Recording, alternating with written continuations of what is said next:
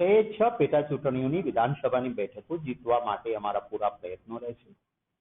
ગુજરાતની જનતાને સલામ કરીશું. એક ગુજરાતી તરીકે ગૌરવભેર દિલ્હીની પ્રેસ કોન્ફરન્સોમાં હું કહેતો આવ્યો છું કે ગુજરાત જે છે એમાં કદાચ થોડા ઘણા 1-2% આમ તેમ થયા હોય, દરેક સમાજમાં હોય, પણ આજે પણ ગુજરાતીઓનું એક ડીએનએ વૈષ્ણવજન તો તેને રે કહીએ પીડ પરાઈ જાણે રે. આ ગુજરાતીઓ સાચા અર્થમાં ખોટા માણસોને ટેકો નથી આપતા. આપે જોયું હશે કે માનની અહેમદભાઈની ચૂંટણી વખતે 2017માં 17 ધારાસભ્યોએ પક્ષ પલટો કર્યો હતો અને 17 માંથી ગુજરાતની જનતાએ 15 ને હરાવી દીધા હતા. એમાંના કેટલાક બહુ સારા નેતાઓ હતા, પણ પક્ષ પલટો કર્યો, સોદાબાજી કરી, વિચારધારા બદલી, એને મારા ગુજરાતીઓએ ક્યારેય નથી સ્વીકાર્યા. સલામ કરીશ મારા કાર્યકર્તા મિત્રોને પણ કે નેતા સાથે લાગણીથી જોડાયેલા હોય, પણ નેતા પક્ષ પલટો કરે, કાર્યકર્તા સોદો નથી કરતો, વેચાતો નથી, જતો નથી, વિચારધારાને વળગી રહે છે. આ અમારી મૂડી છે અને હું એ મૂડી અને ગુજરાતીઓની તાસીરના આધાર પર કહું છું કે 6 વિધાનસભાની બેઠકો પર અમારા ઉમેદવારોને ગુજરાતની જનતાના પ્રેમ, આશીર્વાદ અને સમર્થન મળશે, એ વિજેતા થશે. લોકશાહી વ્યવસ્થા સમગ્ર દુનિયામાં લોકો આવકારતા હોય છે. દુનિયાની સૌથી મોટી લોકશાહી ગૌરવપૂર્ણ કહી શકે કે આપણા દેશની લોકશાહી છે. આપણા સાથે જ આઝાદ થયેલો પાકિસ્તાન, ત્યાં વારંવાર સમસ્યાઓ થઈ, મિલિટરી રૂલ આવ્યો. એ વખતે જે આઝાદ થયા પછી દેશને બંધારણ આપ્યું, કોંગ્રેસ પક્ષની બહુમતી હતી, બાબા સાહેબ આંબેડકરની અધ્યક્ષતામાં બનેલું એ બંધારણ એને સેલ્યુટ કરવી પડે કે દેશમાં સત્તા પરિવર્તનો થયા પણ એ લોકશાહી ઢબે થયા અને આપણા દેશમાં ક્યારેય લોકશાહીને લઈને ક્યારેય તકલીફો નથી ઊભી થઈ. ત્યારે આજે લોકશાહીમાં ચૂંટણી છે એ પણ એક પવિત્ર પર્વ છે. આખરે લોકોના હાથમાં સત્તા છે કે શાસન કોને આપવું. આજે ચૂંટણી પંચે 7 ફેઝમાં દેશની લોકસભાની અને 5 રાજ્યોની ચૂંટણીઓની જાહેરાત કરી છે. મને મારા પક્ષ વતી ચૂંટણીની થયેલી જાહેરાતોને આવકારતા ખૂબ આનંદ થાય છે. કહ્યું એમ લોકશાહીમાં આખરે જનતા જનાર્દન મહાન છે. લોકોના હાથમાં સત્તા છે અને આ એ જ દેશની જનતા છે કે જેમણે કોઈ પણ જાતના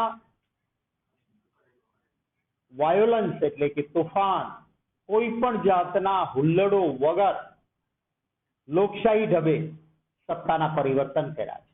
એક સમય એવો પણ હતો કે જ્યારે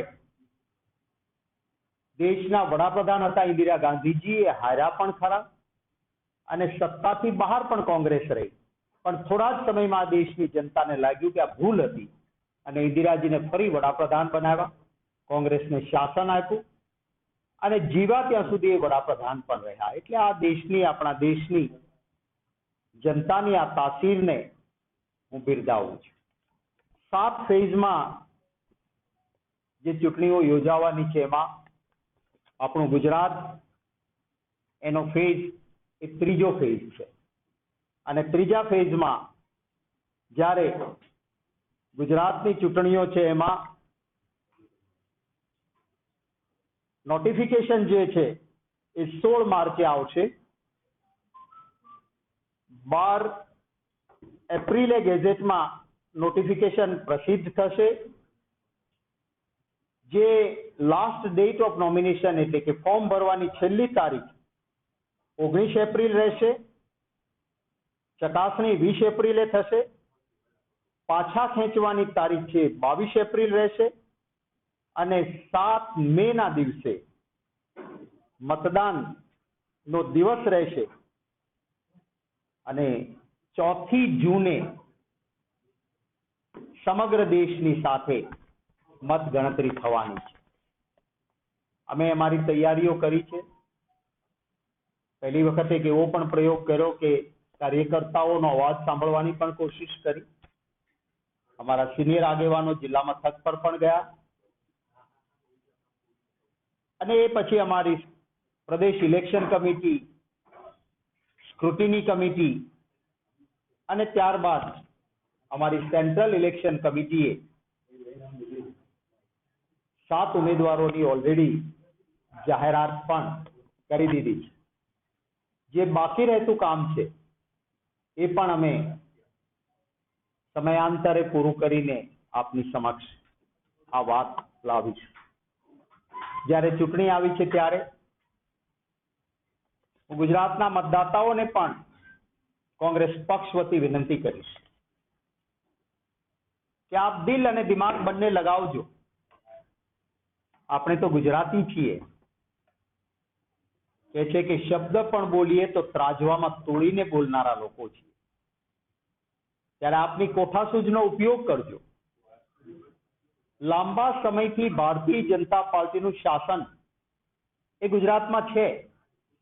આપના ત્રાજવામાં મૂકજો તો ખરા કે આપણે ગુજરાતી તરીકે ક્યાં નફો કર્યો છે ને ક્યાં નુકસાન કર્યું છે. હું પણ સત્તામાં ગુજરાતની જનતાના આશીર્વાદથી મારા પક્ષની સરકાર હતી, મિનિસ્ટર રહ્યો. 92માં જ્યારે અમારા કોંગ્રેસ પક્ષની સરકાર હતી ત્યારે આખા દેશમાં કાગળ ઉપરના એમઓયુ નહીં, સાચું મૂડીરોકાણ સૌથી વધારે કોઈ એક રાજ્યમાં આવ્યું, મુંબઈ કે મહારાષ્ટ્રને ટક્કર મારીને નંબર 1 પર, તો આપણું ગુજરાત આવ્યું. એશિયાની સૌથી 2 મોટી રિફાઇનરી, એકબીજા સાથે સ્પર્ધા કરતી કંપનીઓ એસઆર અને રિલાયન્સ, એની રિફાઇનરીઓ જામનગરમાં. આપણે કહ્યું કે 50 જિલ્લાને સ્થાન આપો તો જામનગરમાં આવ્યું. જનરલ મોટર્સનું કારખાનું પંચમહાલમાં આવ્યું. વડોદરાથી લઈને આખો ઇન્ડસ્ટ્રીયલ કોરિડોર થયો. અને જે વાત કરી હતી એમાં મારો આમ ગુજરાતી મધ્યમ વર્ગનો ગુજરાતી, મારો ગરીબ ગુજરાતી ભાઈ, એના કલ્યાણ માટે કામ થયું. મુઠ્ઠીભર ઉદ્યોગપતિ માલામાલ થાય અને આમ ગુજરાતી નુકસાનીમાં જાય એવું નહોતું કર્યું. મારા વાળા ગુજરાતીઓને વિનંતી કરીશ કે આપ થોડું દિલથી વિચારજો. આ જે ગેરંટીની જે વાતો કરે છે એમણે 2014માં 2019માં જે ગેરંટીઓ ગુજરાતને આપી હતી એ ગેરંટીઓમાંથી આપણને શું મળ્યું? શું કહ્યું હતું? 2 કરોડ નોકરીઓ ખોલીશું. હતી એની નોકરીઓ ઓછી થઈ ગઈ. આજે યુવાન બેરોજગાર છે. કોઈ પણ પક્ષો સાથે મળીને ચૂંટણી લડે, એક એલાયન્સ થતું હોય છે ત્યારે વારંવાર મળતા હોઈએ છીએ. દલો કા નહીં દિલો કા મિલન એવું કરીને જ ચાલતા હોઈએ છીએ જ્યારે મળીએ ત્યારે. તો આજે એમના નેતાઓ મને મળવા આવવાના છે. મળીને આગળના દિવસોમાં કોંગ્રેસ જ્યાં લડે છે ત્યાં આમ આદમી પાર્ટીનો એક કાર્યકર્તાને નેતા કોંગ્રેસના ઉમેદવારોને મદદ કરે, અને જ્યાં ભારતીય જનતા પાર્ટીની સામે આમ આદમી પાર્ટી લડી રહી છે ત્યાં અમારા મિત્રો પણ એમને મદદરૂપ થાય એવું સંકલન ગોઠવાયું છે. આખરે લડાઈ જે છે એ એક વિચારધારાની મોટા કારણોસરની લડાઈ છે કે આજે જે તમે બધા પણ પત્રકાર મિત્રો જાણો છો કે આવું ક્યારેય નહોતું, દેશમાં નહોતું, ગુજરાતમાં તો સહેજ પણ નહોતું કે તમે કોઈ રાજકીય નેતા કે પક્ષની વિરુદ્ધમાં કોઈ સ્ટોરી ચાલે, છપાય તો શું થઈ ગયું? આપનો ધર્મ આપ બજાવો, અમારી ટીકા કરવાનો આપનો અધિકાર છે અને એ ટીકાને સકારાત્મક લેવાની અમારી ફરજ છે.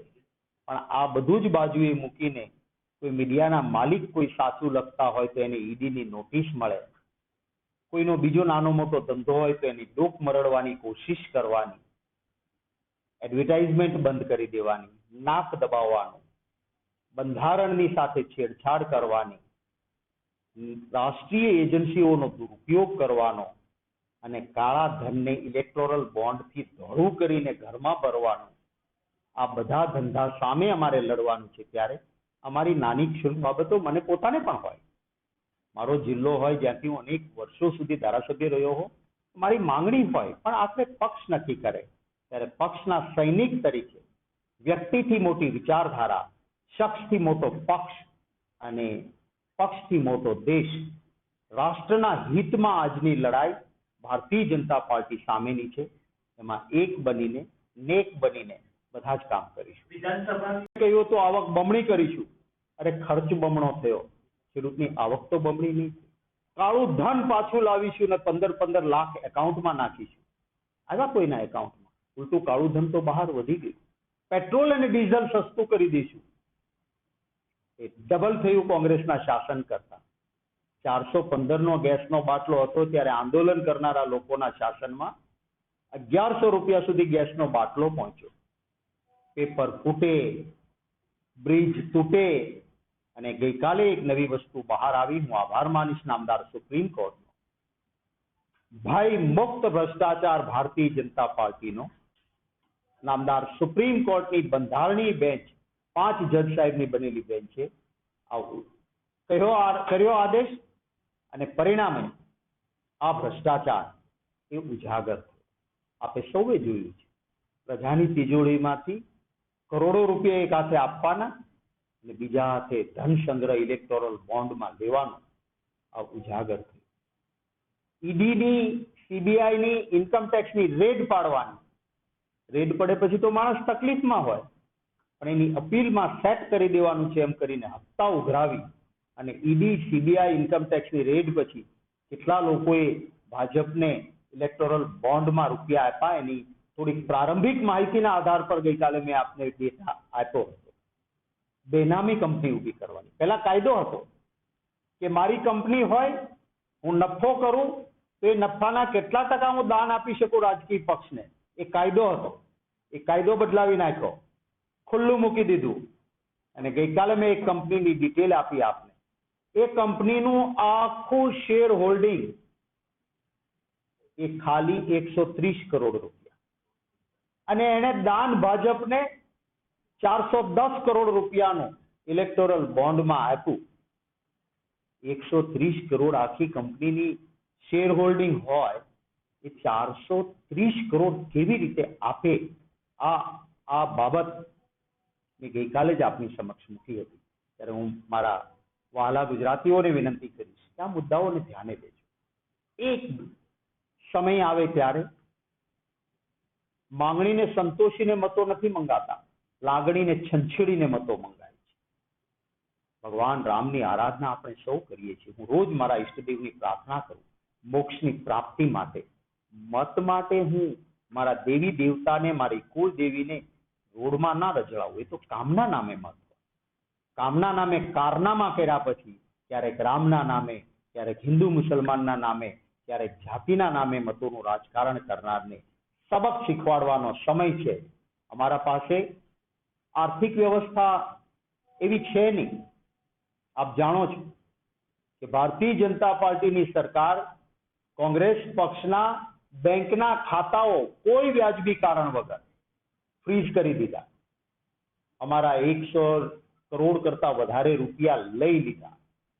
અને કોંગ્રેસ ચૂંટણી ના લડે, વિરોધ પક્ષ જ ના રહે, આવા પ્રયત્નો થયા છે. ત્યારે મને વિશ્વાસ છે કે મારા ગુજરાતના વહાલા મતદાતાઓ, જેમ લંકેશ પાસે, રાવણ પાસે સોનાની નગરી, શસ્ત્ર, શાસ્ત્ર, સત્તા, સંપત્તિ બધું જ હતું, પરંતુ સત્યના માર્ગે જ્યારે લડાઈ ચાલી ત્યારે એને વિજય મળ્યો હતો. એ રીતે અમારા ટાંચા સાધનો સાથે આપની સેવાની સાધના માટે આવીએ ત્યારે અમારા ઉમેદવારોને આપનો પ્રેમ, આશીર્વાદ અને સમર્થન મળે એવી આશા સાથે વિરમું છું.